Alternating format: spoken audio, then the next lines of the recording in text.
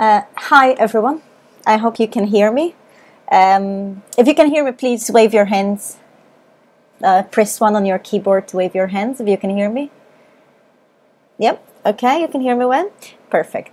Okay, so we shall start this seminar today. I wanted to take a different approach. So welcome, first of all, welcome. I hope you're all fine. I hope that you are doing fine. I thank you for coming in at this hour for the seminar. I would like to first of all say two things. The screen behind me here shows here. Okay, I'm pointing to it. It shows a website which I would suggest that many of you can actually go to and link to. And over there are a number of tutorials. Antonia, you've got your mic switched on. Can you mute, please? Thank you. There are a number of tutorials that can help you with many of the technologies that you might also find in the classroom. I know that there were some issues with the interactive whiteboard, and I know I have been told that some of you were concerned during the teaching practice about the interactive whiteboard. What I would like to say is that many of the things that I wanted to bring across to you through this virtual world are that there are a number of technologies, of software, of applications, of modes and methodologies of doing stuff that do not really require advanced technologies or advanced use of the computer. You don't need to be experts to do certain stuff, and you don't need to wait for the e-learning frontier platform to come into force in schools to be able to do something that goes beyond the traditional face-to-face classroom teaching. This morning I was talking to some colleagues, and even this evening I was talking to some colleagues here at the university. And we are finding, and I think you can also find and can also see, there's a huge problem in schools. I think I'm not being too pessimistic here, but there is a huge problem in schools. We find students who are disengaged, we find students who are demotivated, and we're finding that there's an increasing gap between what happens inside the classroom and what happens outside the classroom.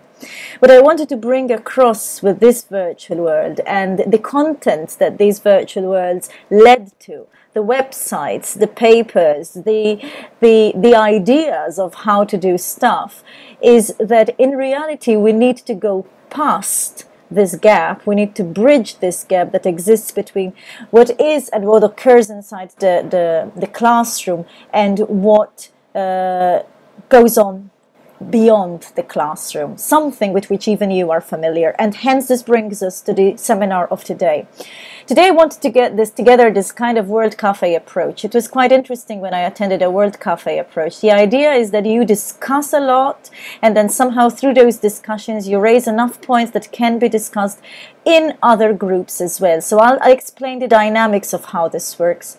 I'm going to speak not more than 10-15 minutes about my ideas for social media in education. I know and I realize that many people might not agree with what I say. They might not agree with my bias, and I'll be very honest with you. Sometimes I find disagreement here at the university as well. The way I do stuff, the way I approach teaching and learning, because I really believe that teaching should not be a teacher experience. Teaching should be a learning experience. And I really believe as well that people should in reality be allowed to explore, be free to investigate, and that learners should be more active. That is, learners should take responsibility of their own learning at all ages.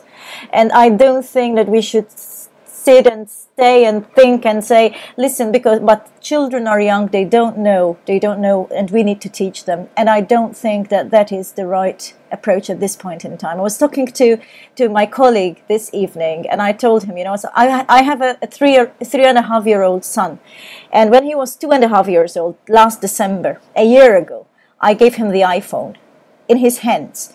Now my son, I don't know whether it's a boy-related issue, but his language is still very fuzzy, not very well developed. Whereas the girls in his class, they go on talking and talking, and he communicates quite well, but he doesn't really, talk so eloquently yet. And so at 2.5, he didn't even know how to talk properly, let alone read or listen to presentations. I gave him my iPhone, and honestly, I mean, I've got videos of him playing around, and within a few minutes, not an hour or two, within a few minutes, he had managed to unlock the iPhone. I didn't have any password. He just needed to slide the slider. But I mean, I didn't even tell him. I just gave it to him, and within a few minutes, he had actually opened an app that he recognized as his own app, because it had a flower and it was colorful, and this app happened to have music attached to it, and then it had a coloring book, and then he started coloring. And I didn't do any presentation.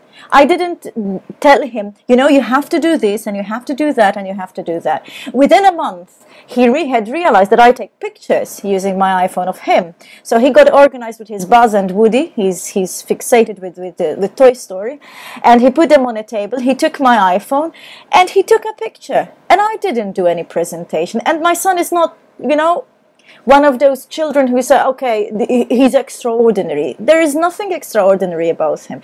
These are the kids that we have today, and these are the kids that are going to grow up. These are the kids we listen to when we're out in the streets, and then they come to school and they have to open the book and the handout and sit still for 45 minutes at least. Yeah, Claire says, yes, my 2-year-old son can actually, yeah, me too. I mean, he chooses YouTube. Of course, I stay next to him to monitor what he chooses, but he chooses it. He chooses what he wants to watch, and he gets very angry if I tell him, you can't watch that, because he knows he's got this kind of freedom. And this is where I keep saying we are taking away that kind of freedom and flexibility in the classroom. And this is something that we need to be aware of, because there are solutions, there are problems, there are challenges. I'm not saying this is easy. I'm not saying this is easy to do. There are challenges, but if we recognize that we really want to move in towards that direction of getting children engaged and motivated, then it has to be us who get to be at the same level as our children. Really, and this is not meaning, when we used to speak before, some 20, 30 years ago, we'd say, go down to the level of the children. No, it's not that anymore. It's not going down to the level of the children. It's rising up to how the children act.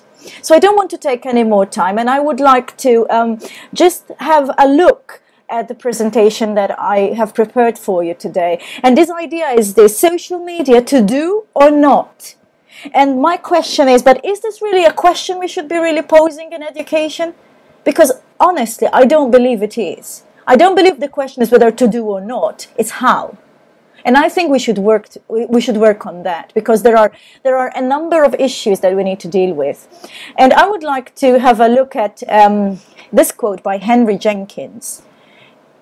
The culture that we used to be some time ago is not the same society that we have today. These kids, our kids, they're playing with information. The textual representation saying kids can teach us. In reality, we can all learn from each other, and this is the context that we have. Remember that social media was the first to start the Arab Spring Revolution. It was through social media. Remember also that social media was attributed sole responsibility for Obama winning his first campaign. It was all done through social media, through this kind of network. This is the power of social media, and this is where the social media is affecting society. And we can no longer speak of a school which is separated from society. This is our mistake. This is where we're going wrong. We're separating school and classrooms from society. No, these young people are members of the society. So I would like to point out there is a specific research emerging from the Harvard School of Education, and it says that people, I think somebody's saying that Jade has the microphone switched on. Jade, can you please switch it off? So there is a study by a certain Dr. Light which says, I mean, one says, okay, this is quite common sense, but it says that people learn most effectively when they interact with each other or with other learners. And this is quite important in the light of the social media. There was a research going on, and that many of the students' success in college was their ability to form or participate in small study groups. And again, one can have different teaching styles, and one can say, but do you need social media to do that? I think that different teaching styles can be applied differently, and I think that we have to go beyond. When we're talking about learning technologies, it's not the technology and the tool per se that we're talking about. And this is my constant battle with people who do not understand that when we're talking about learning technologies, we're talking about the way learning is being done. We're talking about the way that learning is done in today's society. We're talking about how people apprehend in today's society, and we're transforming that to be able to mold it, shape it, harness it, use the potential inside the classroom. And this is one of the most important aspects. So yes, of course there can be lots of communities, small groups of people, small groups of students working together. They can work very face-to-face. Do they need social media? The answer is well. I mean, it's not really vital, yeah, but it sure helps. And something, okay, we've got a powerful tool, okay, a huge opportunity for virtual study group that literally lies at the tip of our fingertips, and we really need to start thinking about whether it would be a good idea to actually use it or not, and how to use it. So these communities of practice, the learners can interact and share ideas. I was speaking to one of your colleagues, one of your students, and she was telling me how she was experimenting in English literature with the use of social media. For example, she was doing Shakespeare with them, and she was trying to integrate this idea of reenacting or writing from the perspective of what was being done in Shakespeare on using social platform tools. And I think it's a wonderful example. I think this is the way we need to start breaking off from the traditional ways in which we used to teach, or which some of us still actually teach. There is a paper in the Dropbox. It's called The Instructional Power of Digital Games, Social Networking and Simulations, and How Teachers Can Leverage Them. I would suggest you give it a little bit of a read, because it's quite interesting, and it also suggests a particular platform that teachers might be able to use for social networking. I know that there are many of you who have reservations against Facebook. To be very honest, I'm not a huge fan of Facebook. Of course, I've got this group with you in Facebook, and I follow other groups, but I'm not a person who's on Facebook all the time. I'm a huge fan of Twitter, and I find that Twitter in education is fantastic. I mean, I use it all the time. I'm not using it with you, but I use it with other students, and I find it's great. I mean, what I have learned from Twitter in these 2.5 years I've been on Twitter is something which no book has ever taught me, really. The networks I have built, the people I have met, the people I have spoken to, the people who have encouraged motivation. What I have learned beyond the Maltese shores goes so much beyond what books can actually give me. And this is quite important, so we have to look at that. Again, this is not easy, okay? This is not easy, because we're talking about a change of mentality, a change of culture. I was listening to a colleague today, and he said it's so difficult for students to collaborate. They have no idea what collaboration really means, and it's true. It's true. We're raised in an environment of competition. We're expected to compete against each other for certifications, for everything. But in reality, the power of the group is so much bigger than the power of the individual. And this is what social media does. It brings the group together as a whole. That's why it's so addictive. So one of the reasons why it is so addictive. And if we go out of our little rock here and we see what's being done out there, what's being done in various success stories, what's being done in the US, what's being done in Finland, what's being done in Korea, what's being done in China, what's being done in a lot of countries. We always tend to look at the UK, and sometimes I not just joke, I mean it's quite true. We adopt systems that are 20 years behind the UK, which sometimes have been known to have failed, and we start adopting them then. But I think we should look beyond that. Even as individual teachers, we should try to make our own stand. The way we teach is our own. When we're in the classroom, don't let anybody dictate how you should teach. It's your class. You decide. And we're seeing different teaching and learning models, and I think it is important to be aware of what these teaching and what these different teaching and learning models are. For example, there are a number of people who educators, researchers, members of academia who are using more and more the idea of social media. For example, setting up class blogs. Class blogging is fantastic because it's very well moderated. You are the moderator. You're monitoring all the time what goes on inside the classroom, and you don't need Fronter for that.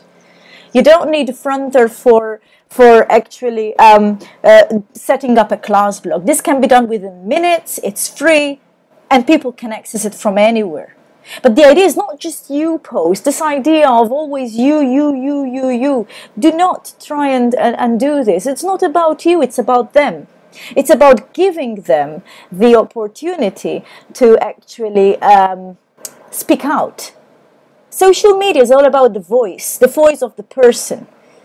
I refer back to the Arab Spring I spoke. This is all about it. The social media gave voice to the people. It empowered. We introduced a new word in 2006. There was somebody called Jeff Ho who said, okay, we've introduced this word crowdsourcing. Not outsourcing, crowdsourcing. It's the power of the people. Look at EU projects these days. The keyword, the buzzword in EU is crowdsourcing. All the projects are getting information from the crowds. Crowds own mobile phones. Most of these mobile phones have got internet connectivity. Most of these mobile phones have got apps or smart apps that connect you to Facebook, to Twitter, to LinkedIn, to a variety of other Google Plus, a variety of other networking platforms that bring together the crowds. And the most important thing, why this phenomenon is growing and growing, is because all of these, they give a voice to the people. This is what Wikipedia has done. Why is Wikipedia the largest encyclopedia in the world? It has surpassed the Encyclopedia Britannica with thousands. I mean, why are there so many articles? What was the reason why, for example, Microsoft, I don't know if any of you remember, Microsoft had issued a digitized version of an encyclopedia called Microsoft Encarta. It packed up, okay, and literally disbanded it within a year or two that Wikipedia was set up. Wikipedia was a huge success story. But you know why? Because everybody can contribute. Because everybody can say something. And those persons who have to say something have a place where to actually put it. It's the same with also the online newspapers. I mean, the amounts of comments you see coming in, it's incredible. And sometimes these people, they might not be the highest academic people, but in reality, what they're doing, what this blog is doing, because it's all about, commenting in blogs, is giving people voice. And I think that is one of the most important things that you have to consider when you're using social media in a classroom. Again, one cannot just embark on social media without following guides for social media. Even if you're a teacher, do not expect people to come and say, okay, step number 1, how to use social media in the classroom. It is your own and it is your responsibility, and this is where the responsibility of the teacher is, to lead people into the right framework for social media. And this is another argument which I would like to take up, but which I would like you to discuss in your groups. And this is this. We are all scared of cyberbullying. We are all scared of what social media can do, how to maintain control over social media. We are scared because students have no idea of privacy, no issue of privacy. There's the issue of online safety. There are so many issues, so many challenges. But the thing, what we're doing is even worse. We have to acknowledge these problems and offer solution through education. If we educate our students in a moderated environment, in an environment that we can control, then we're going to teach them. We're going to teach them about safety online. We're going to teach them about privacy. We're going to teach them what should and shouldn't be said online. What is cyberbullying? What are the limits when we get into cyberbullying? What is the difference? Sometimes children and students don't know this difference. But I think it is up to us as educators. We don't just educate in our subject. Educators, teachers, their work doesn't just last the 45 minutes of a classroom time. Their work goes much beyond that. You are educating people. And if you use tools that can help educate a whole being, especially when you know that these kids are going out there and they're doing something, they're into this world. It's incredible. My husband is a teacher. He teaches at a school and he teaches basic skills classes. I know some of you were with him, so I think they would know him. But the thing is this, he teaches basic skills classes. These students in class, they have no idea what's happening. Really, no idea. They're okay. They're the most lowest. They're kept at the lowest level. But what's interesting is this: when they go out, these people, when they go out of the schools, they're fantastic game players. They play Call of Duty and, spend hours online. They strategically build teams. They work in a group. They're considered by some as being gurus in the game.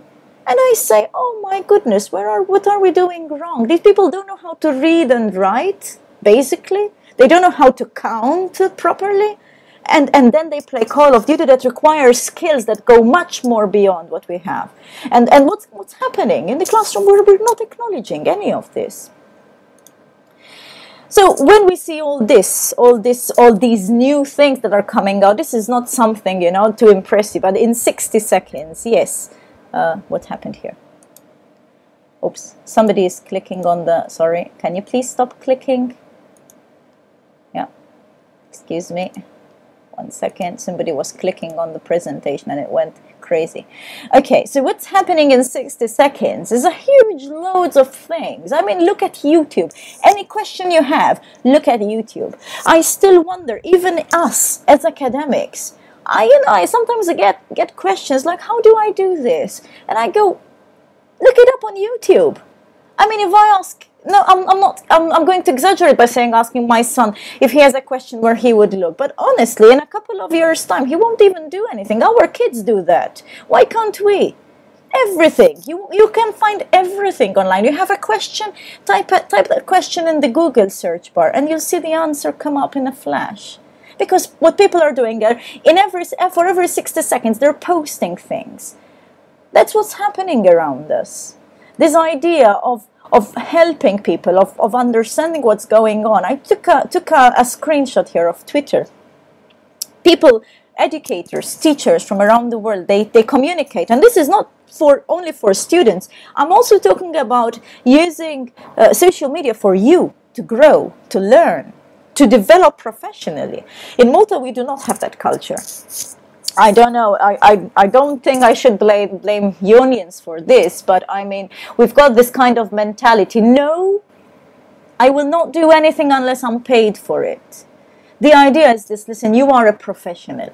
It's your responsibility to train yourself. Do not expect people to come and hold you by the hand and say, oh, look, let me teach you something, and then you will get paid so much for it. This is not the way it's going to work. You're a professional. Live up to the name. And for example, many people are using Twitter to develop professionally. There are groups of educators. They all join together under one hashtag. They call it the hash, which is, I'll show you one in a minute, #EdChat. They chat about education. All the chat is not trivial. It's about education. I'll show you as well in a minute. So this is the hashtag that I'm talking about. A hashtag means a way of filtering conversations on Twitter. I don't think this guy is Maltese, but he posts a lot of ed chats. And basically, look what he posted. There was a great example of a positive social media use in school. There was a particular school that developed a social media, and it was the brainchild of a kid, of a student. This is it. There was a link. He posted the link. The link took me up to this, and I was reading about it just a few hours ago. And it says that there was this student, and she realized that there were many people who were feeling, you know, completely isolated, even in a school with loads of people around them. And what happened was that they set up a Facebook group of anonymized, positive, anonymized and moderated, anonymized, positive. Somebody's clicking once again, please. Anonymized people passing on compliments when somebody within the community of that school does something, and not necessarily even that, but the amounts of responses they had in terms of people feeling personally better, personally good at what they were doing was really incredible. And I suggest you could read that document as well. So I conclude my very short presentation with a quote by Sir Ken Robinson. He's my favorite person who, when he speaks about education and the way we are doing education, it's not about technology. You know, the technology we're used to, the games we're used to before, you know, before 20, 30 years ago, is certainly not what's happening today. Today is something that is much, much, much bigger than any of us and much bigger than we can imagine.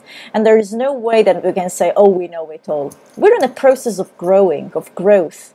And we grow with our kids, with our students. And I think that social media is a very essential part of this growing up. So thank you very much for this. This presentation is available online. I put in all my references here, and you've got some further reading for those of you who are, thank you, who are actually interested in this, and they might want to read further. Maybe something interesting, how to create social media guidelines for your school might be an interesting read. These are all quite recent, fairly recent. So thank you very much for that. Thank you for listening to me. And now we go to our social cafe. I'm sorry I took up more of your time. Sometimes I get too passionate about this. I chose 3 questions. Thank you. I chose 3 questions that I would like you to discuss into groups. And first of all, I would like you to split up into groups of 10. Not less. I think that a conversation of 10 would be quite colorful. 10 people, if possible. You can go to sit down, you can stand up, you can go up in the open spaces. And I would like you to choose 1 question from the 3 that I have posted. Which one you choose is your own.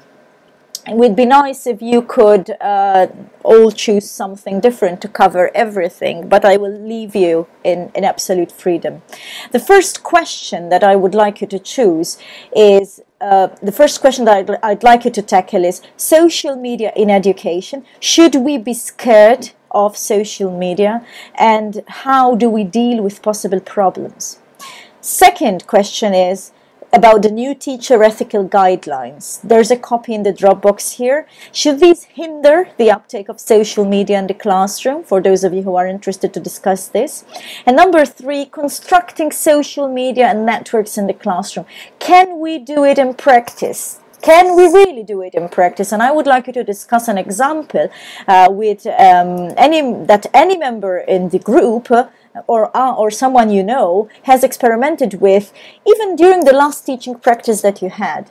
You will have time. Okay, now you'll get the time to choose any one of these themes. I'd like you to discuss. Maybe one of you could jot down some notes. What I'd like out of you is that after this session, okay, I won't bind you by a lot of time, but after the session and when you have time, I'd like each group to come up with 1 slide or poster or whatever, just 1 image with the points that you have discussed, that have emerged, and these posters will be linked in the 4th virtual world. So we can also, you know, in the 4th virtual world, you can look at each other's work and understand the different viewpoints and how different people reacted to different questions. So I repeat, now off you go. Decide which question you'd like to deal with. There are the questions posted on Facebook, so if you want to have a look at Facebook, the questions are there. Choose one question, discuss it. You've got 20 minutes. It's 21:30, 21:29. We'll get back at 21:50, and we'll have 10-15 minutes to go over what some of us have come up with, and then of course later on you will submit the poster or slide or whatever. Ideally, say first week of January, you can submit the poster so that we can hang it in the world and have a look at it over there in the new world. Yep. Okay. Is that fine? Okay, 21:29, 21:50, we return back here in the auditorium. I'll send you a text message when there are 5 minutes left to your discussion so that you can start making your way here. Okay, find anywhere. I'll be coming around. I mean, the session is recorded. I will be coming around and seeing people discuss, and I will also try to participate in some of your discussions where possible. Thank you.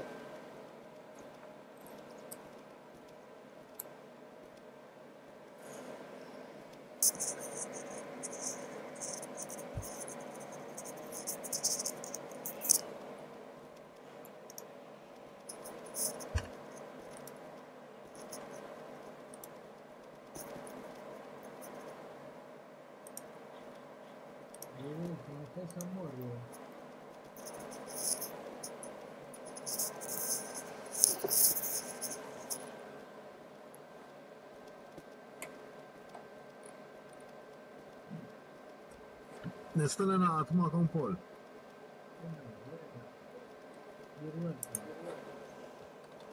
Thank you.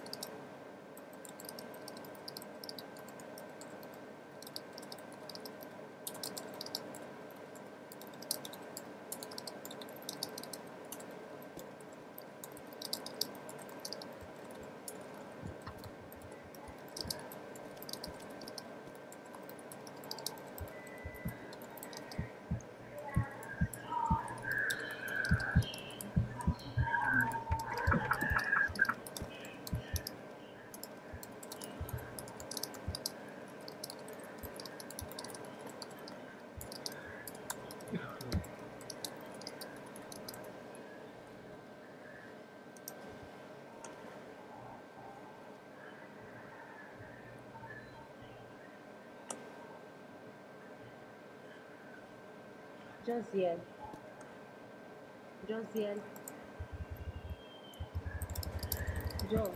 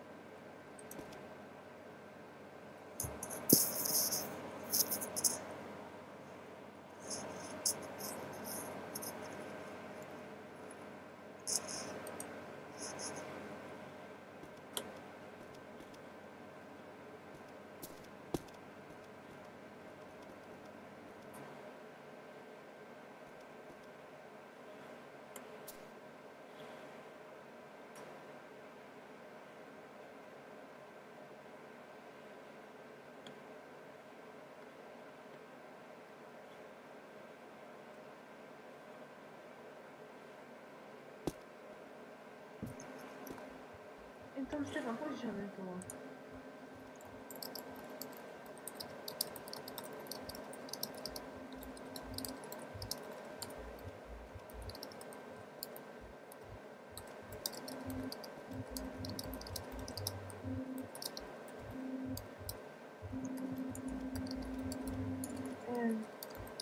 Jade, Stenna waħda. kif tielek?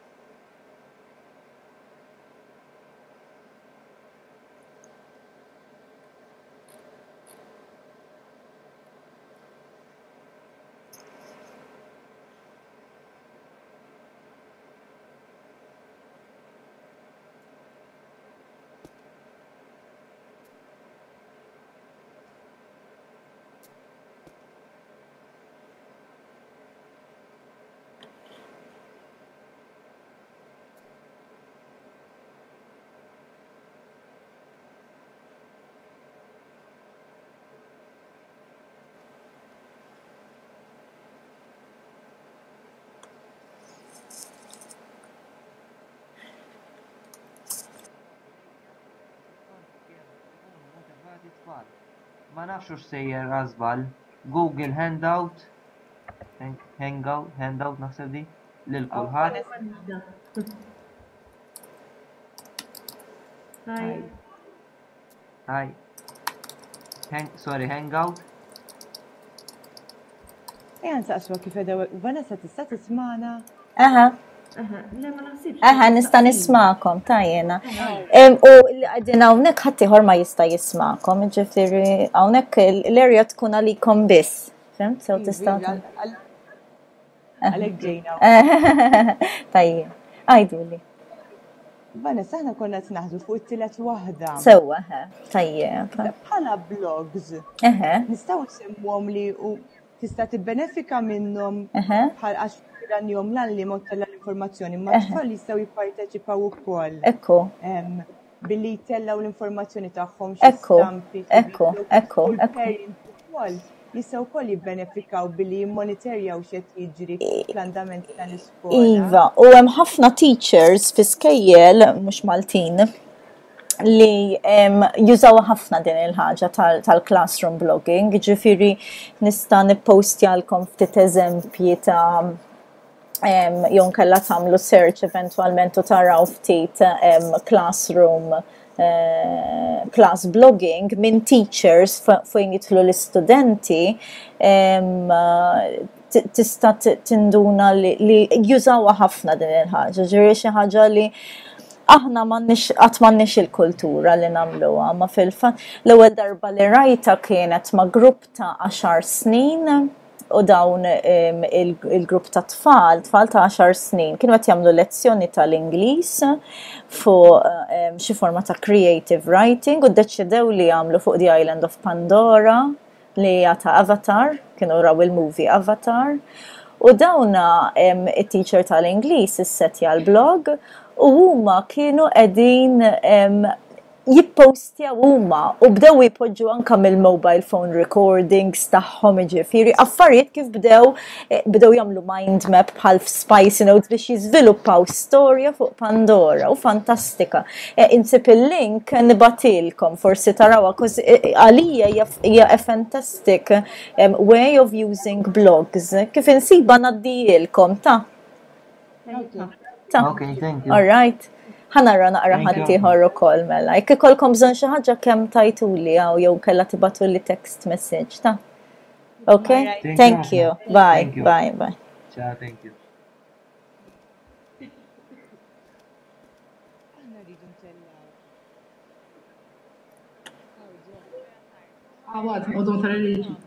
Adriana. Hi. Hello. All right. Hi, Vanessa. Hi, all right, kollox sew. Hemm xi ħaġa li tixtiequ ssaqsuni jew nkella xi ħaġa forsi li tixtiequ tgħiduli jew nista' nikklarifika xi ħaġa pereżempju. Qed niddiskutu l-ewwel waħda aħna. Sewwa, l-ewwel waħda. Eħe. X'taħsbu?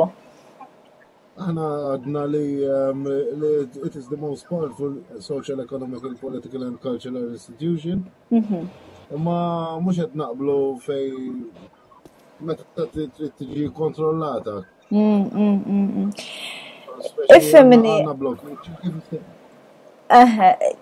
Kontrolla il-teacher. Il-teacher jikkontrolla l-blog, għax inti blog inti timmoderaħ. Ġifieri min jikkrea l-blog, jekk il-blog jikkreah teacher, mela inti ħadd ikkrea l-blog minn fuq Blogger jew nkella minn fuq WordPress. Jiena għandi blog, jekk xi ħadd jikkummenta, okay? U ovvjament meta inti ħadd tiftaħ blog issa hemmhekk hemm id-differenza bejn blog u wiki, okay? Il-blog jekk inti tagħti permess lill-istudenti jipparteċipaw fil-blog tiegħek, daw jippostjaw comments. Okay? Dawk il-comments jiġu moderati minnek. Ġifieri jekk tara comment li mhuwiex xira, m'intix ħattella online. U inti timmoderaħ, sorry. Ġifieri,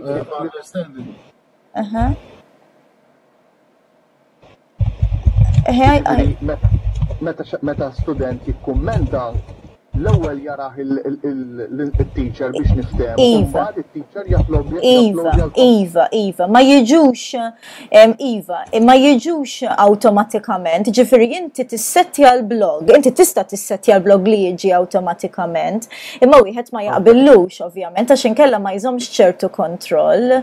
U għaldaqstant huwa importanti, anzi importanti ħafna li fl-ambitu tal-edukazzjoni it-teacher ikun jista' qed jipprovdi wkoll guidance bekk qed jeduka lin-nies għax jekk inti għandek student darba kelli u adulti, ġifieri kont qed nagħmel train the trainers ma' lecturers mhux mill-università.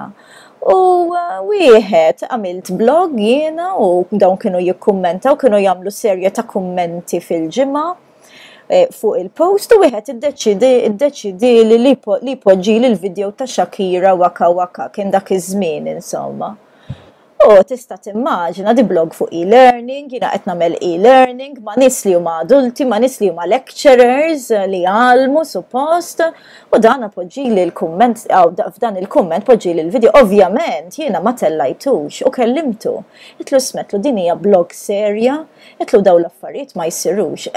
And basically I made him understand the importance that this blog had and kien hemm darbohra meta persuna oħra kienu xi 105, ġifieri 2 minn 105 mhumiex numru kbir, imma ġifieri dan ġrat fost it-teachers, aħseb wara fost l-istudenti, biss però meta inti qed tara kumment li mhuwiex xieraq, mhuwiex tajjeb, inti għandek il-possibilità li tikkontrollah.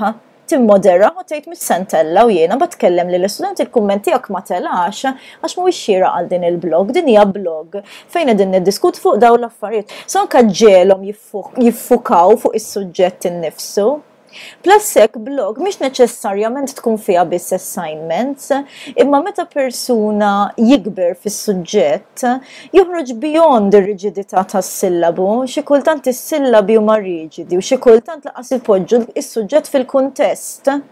Fim per eżempju il-matematika huwa suġġett importanti ħafna fil-ħajja reali, imma l-kuntest tal-ktieb tal-matematika u tar-riġidità tas-sillabu bil-kemm joħorġuhom dawn l-affarijiet filwaqt li fi blog il-possibilità li jkollok li forsi tippostja xi video. Fimt? Basically qed turi broader view tas-suġġett u tagħti l-istudent il-possibilità li jikkummentaw. So dik hija importanti ħafna. Okay, thank you. Thank you. Il-President il-fronter il-tuża fil-primarja. Fil-primarja qed jibda jiġi rolled out, qed injoffrulhom il-teacher training fuqu. Bis però hemm affarijiet, pereżempju kien blog mhux neċessarjament tista' toqgħod tistenna l-fronter għaliex fir-realtà tmur fuq blogger għandek blog b'xejn lesta, all right, f'żewġ minuti. U għandek l-istess faċilitajiet daqs il-fronter. Jekk trid tagħmel wiki, tmur fuq wiki spaces, Wikipedia tafu x'inhi. Wiki issa qed tibni Wikipedia, ma tkun pereżempju fuq topic jew fuq suġġett tiegħek. L-istess b'xejn f'żewġ sekondi tissettja. Ġifieri dawn huma kollha affarijiet li jistgħu jkunu fil-fronter, so fir-realtà l-fronter mhux qed jagħmel xi affarijiet ta' barra minn hawn iktar minn li diġà hemm available, qed jiġbor lil kulħadd taħt sistema waħda standardizzata biex ngħidlek. Fimt eżatt qed jaqgħadhom flimkien. Biss però ġifieri min irid issa bħalissa m'hemm xejn li jwaqqaf teachers milli jużaw dawn it-tip ta' media. Biex jgħalmu, jinnem ħafna fl-edukazzjoni, minn l-edukazzjoni teduka mhux biss tgħallem is-suġġett, ma teduka l-persuna. Okay. Naħseb aħjar nibdew mixi. Tkellmu ftit ieħor minn ftit ieħor ngħidilkom biex immorru wisfel ta' għaliex inkella nispiċċaw tard ħafna. Ma' diskussjonijiet interessanti dawn jiena nista' nibqa' nitkellem sigħat dwarhom sfortunatament għalikom. U żgur li hemm reżistenza u reżistenza l-università aħseb wara fl-iskola mhix faċli. U min-naħa tal-familji wkoll, imma rridu nedukaw lin-nies ma jfissirx li għax ikun hemm reżistenza allura nieqfu milli nagħmlu l-affarijiet għax bekk maħniex qegħdin nimxu l qudiem bekk qed naraw il-problemi u l-problemi dejjem ħajjiżdiedu mhux ħajonqsu. Allura għaldaqstant li kieku nedukaw u meta n-nies u anke l-parents ta' jaraw riżultati taf kif jibdluha ittieħu naqra żmien sakemm il-parent jitrawwem f'ċerta kultura. Iva, da żgur, mela. Imma insomma ta' Paul, vera, forsi tgħidli xi wħud m'għandhomx idea, imma jien pereżempju jien nara minn fejn noqgħod jien ikun hemm niesa jiena noqgħod ħażabbar sewwa. Aħna miġifieri minn ħażabbar hemm l-iktar rata għolja tal-litterizmu fil-pajjiż Malta. U tara nies ġifieri bil-mobile phones għaddejjin jippostjaw fuq Facebook u tgħid taf kif dawn in-nies fir-realtà xorta qegħdin jikkomunikaw, anzi qed isibu il-mezzi u qed isibu waħedhom kif jużaw il-mezzi biex jikkomunikaw li hija fantastika, fenomenu. Fil-pajjiż għandna dan il-fenomenu. Meta toqgħod tqis minn pajjiż ta' 400,000, jekk tmur tara l-Facebook statistics ta' Malta, 260,000 mill-persuni reġistrati qegħdin fuq Facebook, 260,000 li huwa numru sostanzjali. Ġifieri ngħiduha kif inhi. Vera, hemm nies li ma jafux x'inhu huma l-mezzi, imma hemm nies li huma willing ukoll ta' ħadd ma mar jimbuttom il dawn il-260,000 daw weħidhom ġew. Ġifieri jekk jiena I sell my product, what I'm doing, what I'm teaching, what I'm doing with my students, and they see the results, automatically they will start. Xejn ma ngħidilkom hemm skejjel privati li għandhom pereżempju blog sites fil-primarja u early years, il-parents vera happy bihom. Ġifieri Mela, u l-fatt li tidħol u tara l-blog tal-klassi tiegħek tista' żżomm blog privata, imma tista' żżomm blog fejn tabdejtja lil dak li jkun anke l-parent li qed jaraw ix-xogħlijiet tal-istudenti u l-istudenti qishom qed jagħmlu showcase. And it becomes different. It becomes different. U s-suġġetti kollha jibbenefikaw minna din il-ħaġa kollha. M'hemmx suġġett, mhux ħanejdlek tal-ICT ħaj jibbenefikax. L-affarijiet li rajt li jiġru fil-history pereżempju, fil-history hemm xeba teachers tal-history, ir-resources li jużaw huma inkredibbli, l-logħob li jużaw, logħob ta' letteralment fantastiċi. Teachers tal-Ingliż, tal-lingwi varji, languages hija partikolari pereżempju fil-każ ta' social media, hemm ħafna riċerka li turi kif social media tgħin in the acquisition of a language of learning a language. Anyway, ħalli nibdew mixjin s'isfel ta' li xinkella ħankunu tard ħafna. Ħaninżel, issa nibatilkom messaġġ ibqgħu żewġ minuti oħra fil-każ. Thank you ta' ħaninżel. Thank you.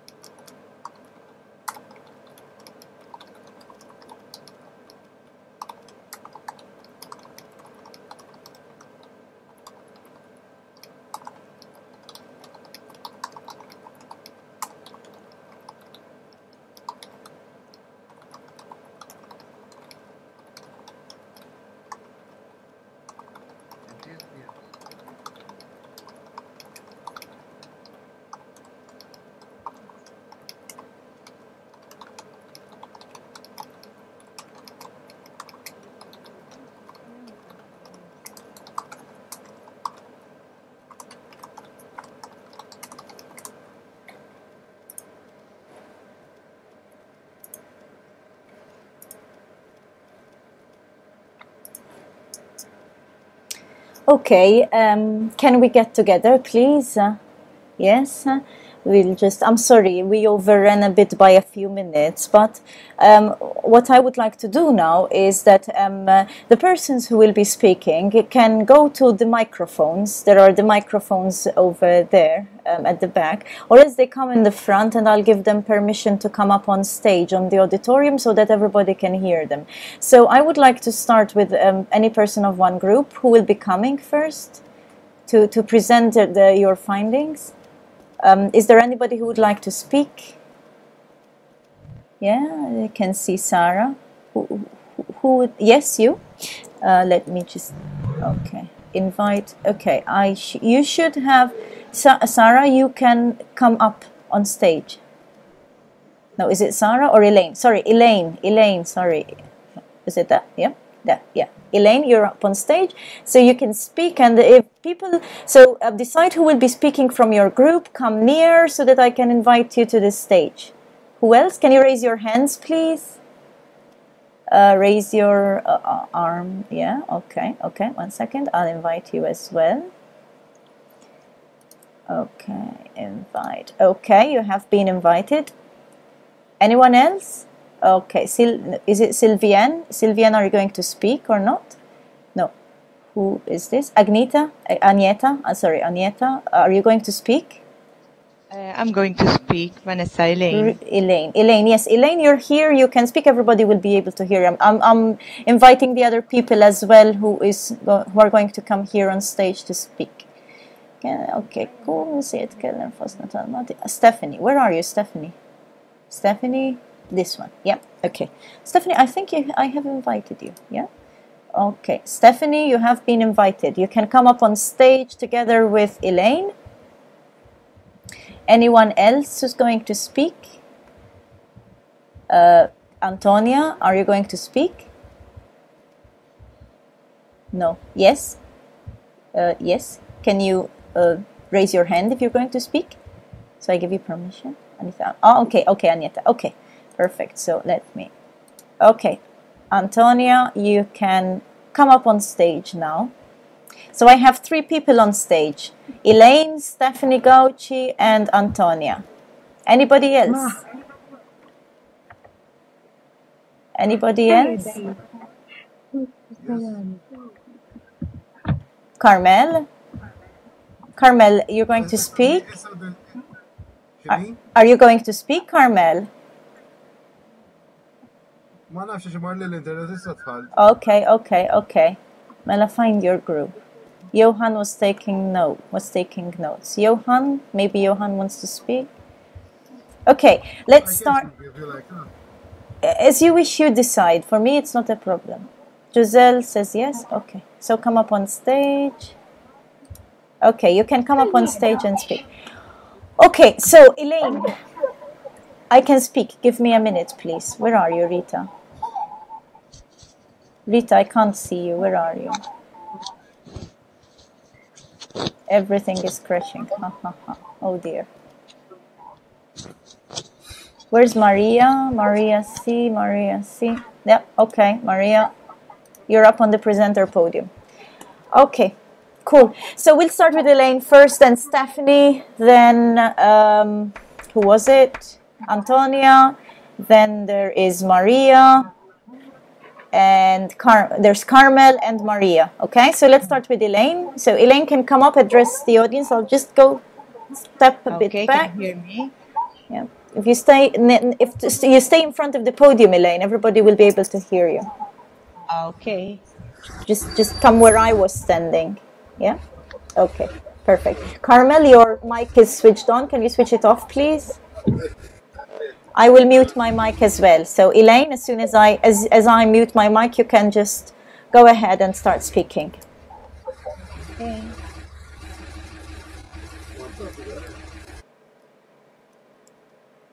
Okay, so we're going to talk about constructing social media and networks in the classroom. And we came up with the idea of blogs. And hang on, Elaine. Carmel, your mic is on. Can you switch it off, please? Carmel Ajus, you're mute. Okay, I'm muting again. Elaine, okay, continue. Okay, constructing social media and networks in the classroom. Through our teaching practices experience, none of us came in touch with blogs, but from previous experience in teaching in private schools, there were some primary teachers who used to use blogs, and it was very fruitful because they used to post everything on the blogs. They used to post homework, assessment criteria, and they used to involve even the students per se. For example, they used to monitor and tell the kids to draw, and then they post their pictures or write poems or write essays or video clips, so that there is an interaction as well. And it was even fruitful even for the parents themselves, because they could monitor what's going on even within the classroom. So from the classroom perspectives to home as well. But we were saying that in secondary school, maybe due to a number of subjects, it's not so easy to work it out when it comes to the parents to monitor what's going on. But still, it could the students can enjoy it because it's something different and still they're learning in a practical and different way. Basically, that's what we came up with. I don't know if someone would like to ask anything or if it's fine, Vanessa. For me, it's fine, but it would be nice if people asked you questions as well. So I don't know if anybody has questions.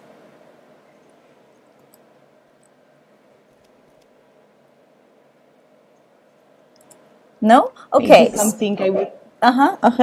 Yeah. Maybe something I would like to point out is that Vanessa told us that there's even something interesting because she monitored a class abroad and young, I think it's primary level, and they were using it even in languages, and they were using it directly there and then in a classroom. And I think that's a good idea, even being forthcoming teachers who can create something like that even within our classroom to be more interactive with the students, something different rather than the usual teacher talk or traditional methods of teaching. That's all. Okay, thank you very much, Elaine. Thank you. Well done to your group. Huh? Okay, Stephanie, can you move towards the podium? Thank you. Hi, Vanessa, can you hear me? Yes, we can hear you. Thank you. We ended up 4 because the rest of the group were having connection problems. That's me? It's not a problem, Stephanie. Thank you. Okay, thank you. Okay, we chose question 1, social media and education. Should we be scared? Social media is useful to communicate, however, problems such as security and hacking are present. Although there is age restriction, because the kids create fake accounts. On the other hand, such media connects people all over the world and allows easier resource sharing. Information is easily available to access, and it also enables shy people to communicate efficiently. Social networking can become addictive to those who do not have an internet connection cannot access it. Other disadvantages include lack of real friendships. We don't actually meet other people face to face, and miscommunication. That's all, basically. Okay, thanks, Stephanie. Regarding this, sometimes I have issues with it's a different way of thinking, and I'm not saying it's right or wrong, okay? I'm just saying this in a spirit of discussion, basically. And some people say, but it is not real friendship, the one that is developed on social media. I think that we have shown that in reality, rather than people not communicating these days, the idea, when people say, with a computer you're not communicating, it is in isolation. I don't think it's true these days. It was like that maybe 5 years ago. But these days, it's just as real as though it was there in person when you're communicating over Facebook. The relationships that are established over Facebook, sometimes in real life, you don't have the opportunity to tie those relationships together. That's what I find. So, it's one of those there is a room for debate. I'm sure that if we could sit together and really debate this, there will be some very strong reactions from some of you. But I mean, that's my idea as well. Just wanted to put across another point of view. But thank you, Stephanie. Thank you for raising these points. So now there is Antonia, I think. Is it Antonia Stern? Yes, you're here. Hello. Hello, Miss Vanessa. Yes. Where are you, Antonia? Can I speak? Yes, of course you can speak. You can go next to the podium if you want, so that you can face your audience. Okay. I'll mute my mic. I tried. I'm not that good in it. Okay, I'm trying. No, don't worry. You're perfect. Okay, I say yes. For me, it's not that easy, but I can see that, as you're saying, for my kids, it's really true. They used to debate, they used to talk, and they are with me here. They are very interested in this course. But I was very confused about it. Social networks and social media is very helpful for them to be introduced in it, because this is part of our life. And we have to include these things.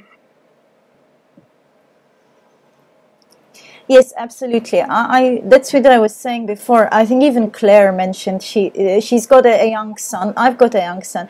These young generation of people, it's what they are. It's their life. It's a bit like the refrigerator for us, you know.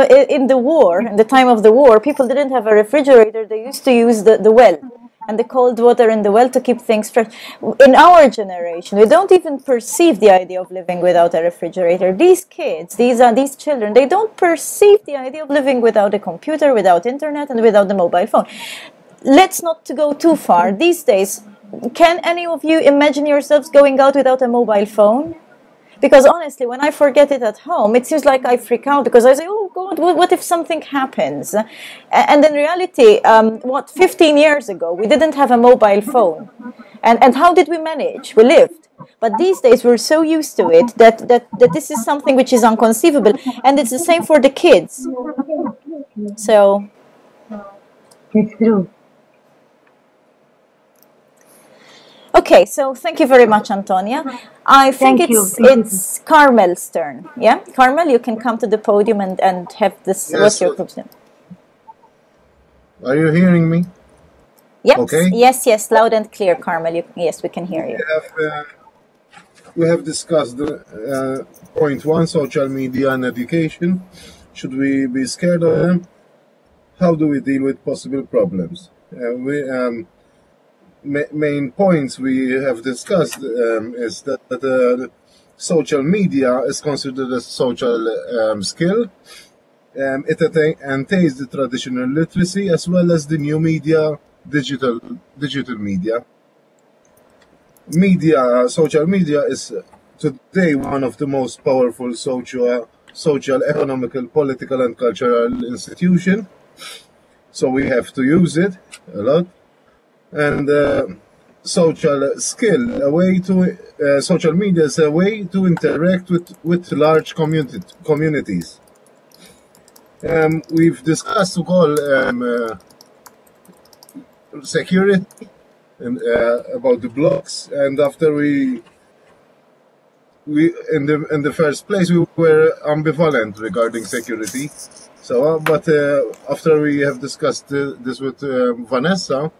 We came up with more important points, and we have discussed also about Edmodo. Edmodo is a very good block to use for social media. Thank you.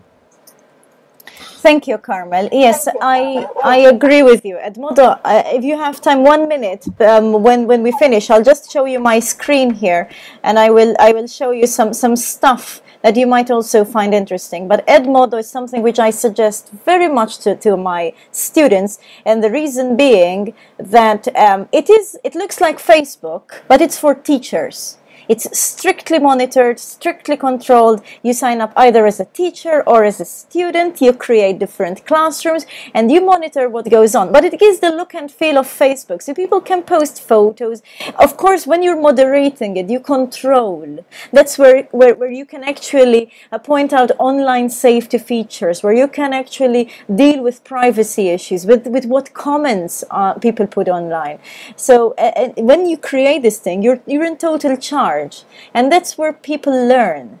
That's where people get educated without really giving them step-by-step guide of how to use it. So, but I'll show you in a minute. So I think it's Maria's turn. Maria? Christine, yes. Where are you, Christine? So let's hear Maria. Thank you, Carmel. There's Maria. There's Rita. Rita, I give you permission so you can come up on stage. And then let me see, Christine. Where are you, Christine? Somebody, Christine, can you wave your hand? I don't know. Anyway, Maria, speak, and then we'll speak to Christine in a short while. So, Maria, you can. Can everyone hear me? Yes, we can. Yes, we can, Maria. Yes, you can start. Okay, so our question was about social media and education. Should we be scared of them, and how do we deal with problems? Basically, teachers might be afraid to use social media for various reasons, some of which might be related to the fact that they might feel they are being replaced by technology. There's also the issue of wanting to avoid problems such as security and privacy, and perhaps they don't know how to use technology effectively, so they just give up on trying. However, if teachers use social media effectively to facilitate learning and motivate students, tasks relevant to the students' lives, because ultimately the students are still going to use social media. So rather than being scared of using it, the teachers should exploit social media and use it to their own advantage, so that they might be able to motivate the students. In fact, they are making the tasks more authentic and relevant to the students. So I think we should also consider students trying to employ the methods and using social media within the lesson to motivate the students further. That's basically it. Thank you, Maria. I agree, of course. I mean, I find that it's a very important aspect of learning as well. So, Rita, you can speak whenever you want. Hi. Hi. Everyone hear me? Yep, we can. Okay, so our group said that one has to be very careful when we use social media, and we make sure they are being used correctly. We have to keep a certain distance from the students. The Code of Ethics issued recently show us what we should and should not do with regards to social media. When students see teachers use social media, they think it is a good thing and use it themselves. We should be careful how to use them, and moreover, there are limitations to how we should use them as students take advantage of what we do with these social media. There are some students which are disadvantaged, especially if they don't have internet connection at home, so they feel they can't express themselves as others can. I think that's all. Okay, thank you, Rita. Thank you for that. Just the frontal will be used at home, right? Not whilst the students are in the classroom. Agneta asked this question about the fronter. Sorry. Okay, sorry. I just wanted, because there was a question by Agneta about the fronter, and I would like to answer a bit that question. The fronter is meant to be used both at school and at home. Especially if at school students have the facility of having a computer. At this point in time, the fronter is being piloted at primary classrooms. Each primary classroom has got a computer. They've got computers in every classroom. So they're intending to use the fronter within the classrooms as well. For the secondary schools, if if a teacher has the facility of having computers in a class, well, usually this is not the case, but there has been discussions of including more computers in the classrooms. So then, of course, people can use fronter even in the classroom. So not necessarily. I mean, there are only one cannot invent labs. There are only, just as many labs in the school. So one cannot say everybody's going to the lab. It depends very much on timetabling. It depends on the space that is available, on the resources of the classrooms. So it depends on a lot of things. Will the students have a tablet in the near future? Well, not unless somebody picks that up as a buzzword. Look, the thing is this. I think we are very, very far away from having tablets in a classroom. We still go into schools and we still have got something written. Mobile phones should stay at home. And of course, there are some people who definitely agree with this. But let me tell you that in the UK, they are now experimenting with something called BYOD, which is bring your own device at school. That is, whoever has a tablet, whoever has a laptop, whoever has a netbook, whoever has a mobile phone, they bring their devices and they work from their devices. So that's something that they're experimenting with. In the US, it's quite in vogue. It's quite a trend to have the BYOD, bring your own device. I don't know. In Malta, I see it as very difficult. I think it will happen, maybe 30 years from now, if it happens. So I don't think that we can say that. But I'm sure it would be a great idea. I mean, these students, if they have a tablet, it would be fantastic. But of course, I think that is a little bit far off the mark. But we can still, well, my point is this, we can still work with what we have. You know, I still find that you can do things that go beyond the usual traditional teacher-centric classroom. So even if you don't have the tablets and even if you don't have a computer in each classroom, you can still make use of technology and then you use it from home. I'd like you to explore and experiment, if you have time, something called the flipped classroom. The flipped classroom. It's an incredible advancement. There was a whole school emerging as the flipped classroom. Lots of research going on in the area. It started off with one guy called Salman Khan. He's American, of course. It had to take place in the US, and basically he invented this idea of having a classroom where the students come to do the homework in the class, and then they study, they get the information at home through the blogs, through the videos, through YouTube. So you are passive at home and active in a class, and that's the flipped classroom. That's why it's flipped. And it uses a lot of social media there. And there's a lot of food for thought there, so I would suggest that. So our speaker now is Christine. Is it Christine or? Yep, Christine is going to speak next.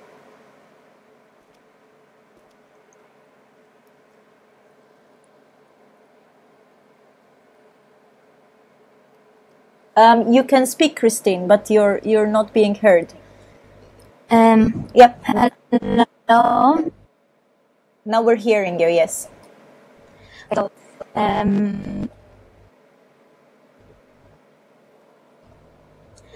okay, so basically we spoke about the first question, and basically we discussed is that social media can be very important in the classroom. However, there might be like problems that not everyone has computer access at home.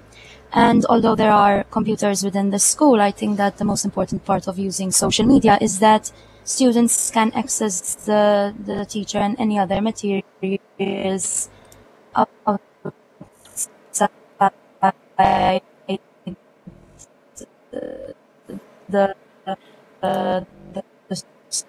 school.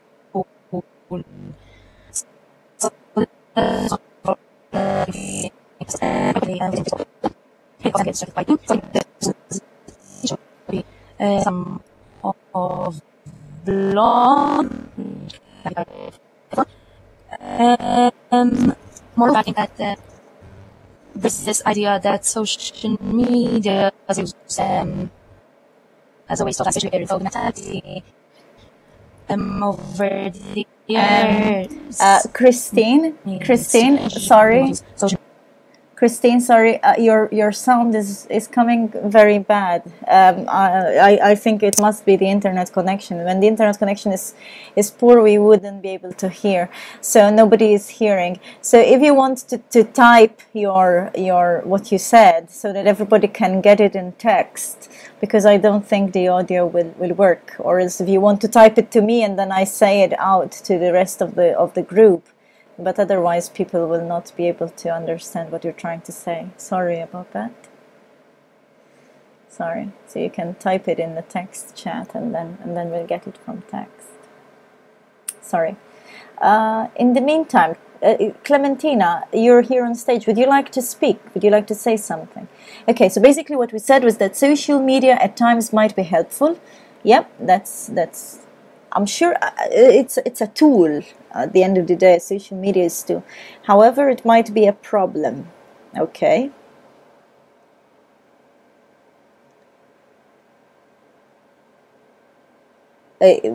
if students do not have internet access at home. Yeah, I think definitely. I mean, this problem will always be there. There will always be those students who will not have internet at home.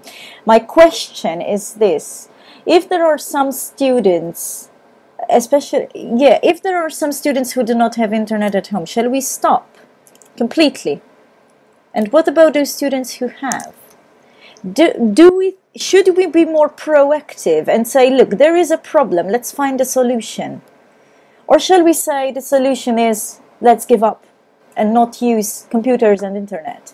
Because it seems that the latter is what's happening currently. But I strongly believe that I know there are problems. I know there are people who do not have internet access at home, and I know that there are people who do not have computers at home. So let's try to overcome that. For example, some possible solutions which I can see. One, setting up No, Paul. No, it's important that these students do not feel left out. What if you set up a club at school, noon, lunchtime? You call it whatever you want. Social media club, computer club. And these students, okay, if you do your blogs and stuff like that, you give the opportunity to these students to actually come and contribute and work and post their views. Definitely, Clementina, we need to include people. I'm not saying exclude people. I'm not saying that. I'm saying think of creative ways of giving them opportunities.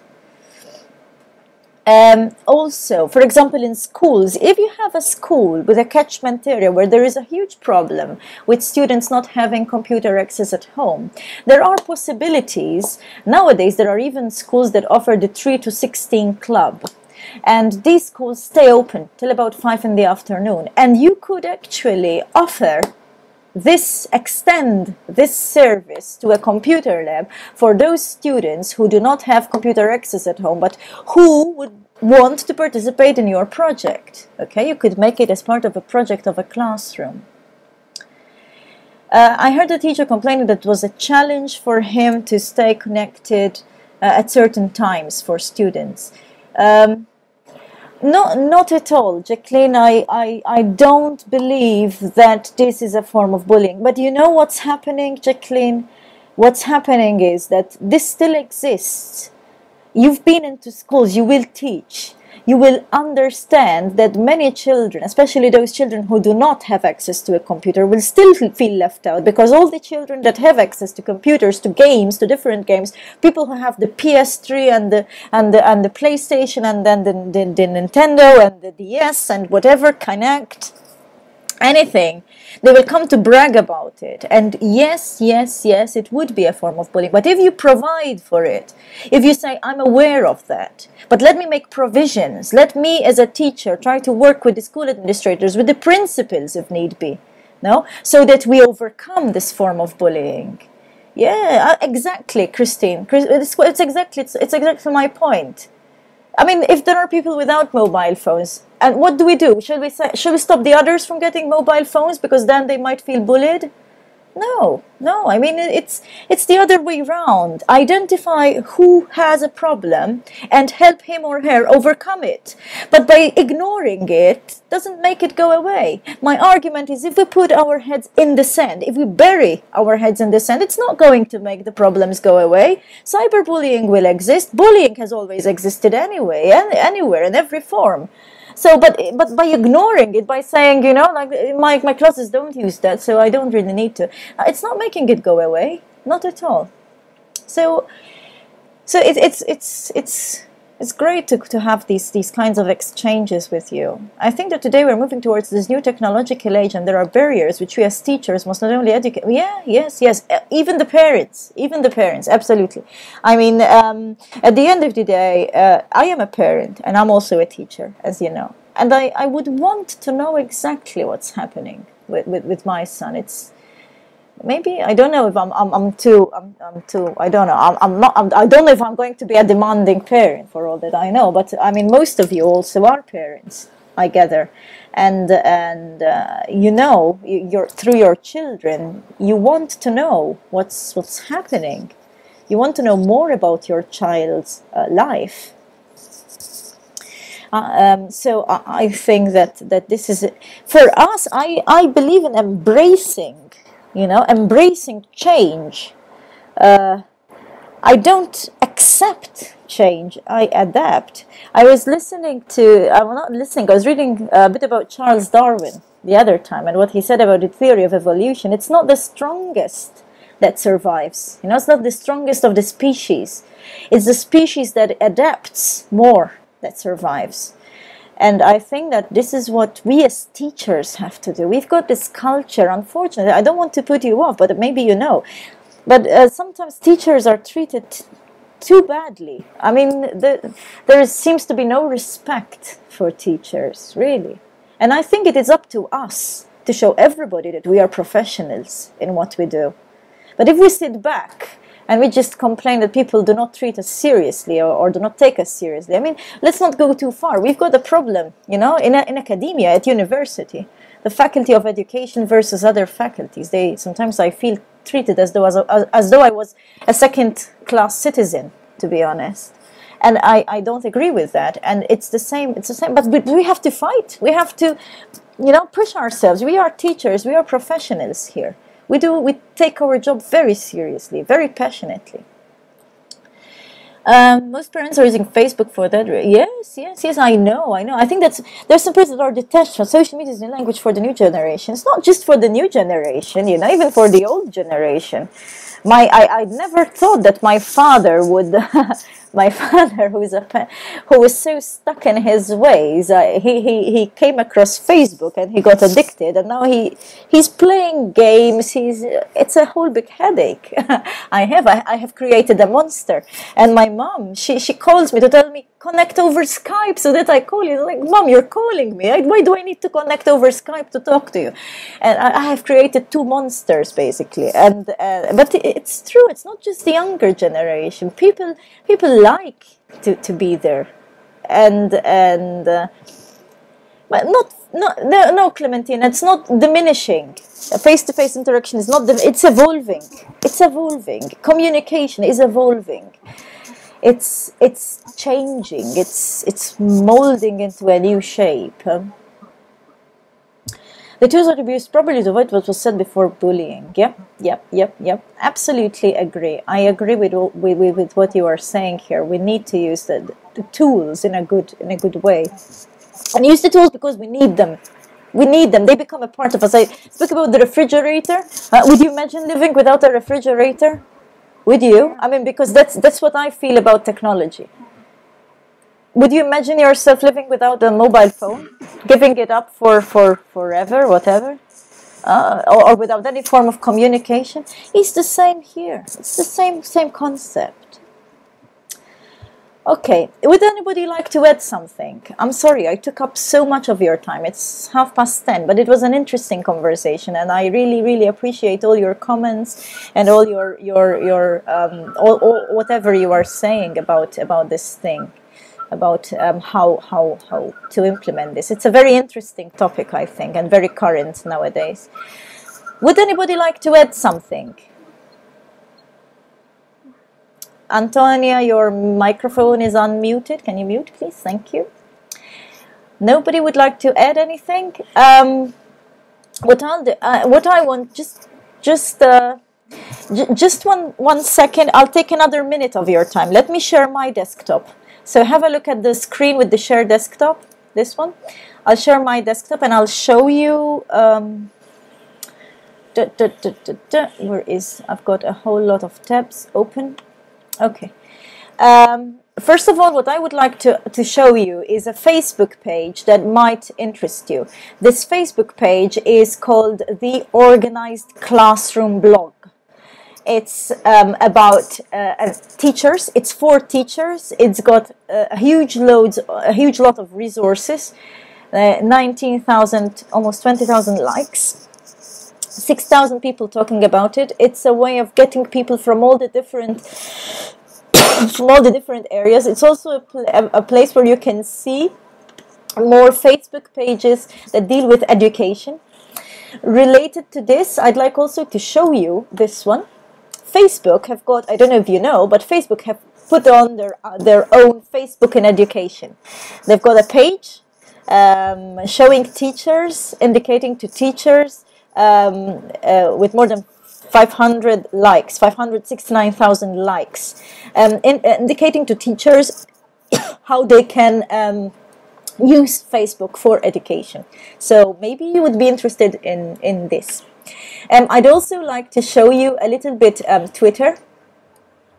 This is my Twitter, but it's not my Twitter. It's, you can see here. I put in a search ed chat, and I would like to show you what is going on currently in ed chat. All these are teachers and educators from all over the world that are chatting about education and talking about flipping classrooms and the flipped classrooms. Here we've got 5 tools to help you flip your classroom with a link. And if you click on the link, it will take you to the tools so that you can have a look at them. Yes, John Dewey has also got his Twitter account. Of course, it's not the real John Dewey, but there are things coming on from John Dewey. Actually, this was Twitter is used very much in literature, history, and also language learning. In history, I've seen classrooms, speak about maybe a person who has died, who is dead, but was a great figure in history, and students have to speak maybe about his daily, his daily activities, as though it was first person. So today I am John Dewey, yes, and I'm writing from the perspective of John Dewey. So I have to read about John Dewey to be able to understand him, to be able to write as him. This has been done with Shakespeare. It has been done with other historical writers, and it's quite interesting. So this is what you do in Twitter, is that here you type a hashtag in the search and then look for ed chat, and then you get all the tweets that are going on for teachers. Also, this idea of I use this, it's called Scoop It, and basically I find things that interest me, like this 30 things you can do to promote creativity in the classroom, and I read. I'm always trying to find different tools, different software that I can use. It becomes like a game for me. I keep looking. It's like a puzzle. It's like a quest. I look for things all the time. I'm like a scavenger, hunting for the best things. Best Web 2.0 tools for teachers. Education in the 21st century. The world is our classroom. The future of learning. Bloom. I love Bloom. Doing a taxonomy in terms of the digital web. So all of these Minecraft, I love Minecraft, and I'm hearing more and more people using Minecraft to teach maths, to teach history, to teach geography using Minecraft. Really, it's fantastic. But I keep reading. So the idea is that you use these social media to be able to read and to broaden your horizons, and then finally to be able to make use of that within the classroom that you teach. So all these are tools that can very easily be used and integrated within your classroom. Don't wait for Frontier to come inside your classroom. Start practicing, start experimenting. At the end of the day, that's the most important thing, to experiment. So that is all from my end for today. I'm sorry for taking up so much of your time again. This has been recorded. It will be available. And I look forward to receiving your slide, your one slide and posters. Thank you so much for coming here. Huge applause for yourselves and for joining me today and for joining me in this study unit. This world, thank you. This world will soon end. After Christmas, I will inform you that the world will end. I will need to take some time to be able to prepare the fourth world, because it will be made up of your work. So I'll go and look for your work and then hang it in the fourth world. In the fourth world, basically the idea is for you to go and explore your own work. I am trying to connect you to a game in the fourth world. If you want, you can play a game in classroom management.